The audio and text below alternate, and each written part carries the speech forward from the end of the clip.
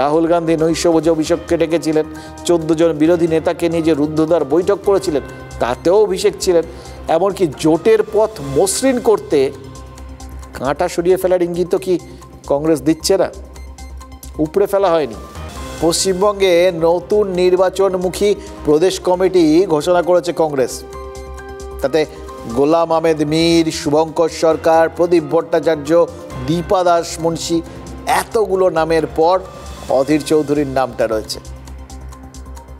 ওই দেখবেন পুজো কমিটিতে থাকে না, এবং সঙ্গে যারা ছিলেন প্রায় সেরকম লেভেলে নিয়ে যাওয়া হয়েছে।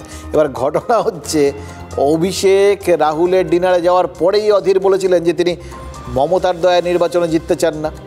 কংগ্রেসের সাথে জোট যদি হয় তৃণমূলের, চূড়ান্ত সিদ্ধান্ত তো নেবেন মমতা ব্যানার্জি। দিল্লিতে তো সেটা জানিয়েই দিয়েছেন অভিষেক। ফলে মমতা ব্যানার্জিকে কংগ্রেসের কেউ আক্রমণ করলে জোটের তো ওই শুরুতেই পঞ্চত্ব প্রাপ্তি, মানে তৃণমূলের চেয়ে কংগ্রেসের বেশি ক্ষতি। তাই কি অধীরকে চেপে দেওয়া হচ্ছে?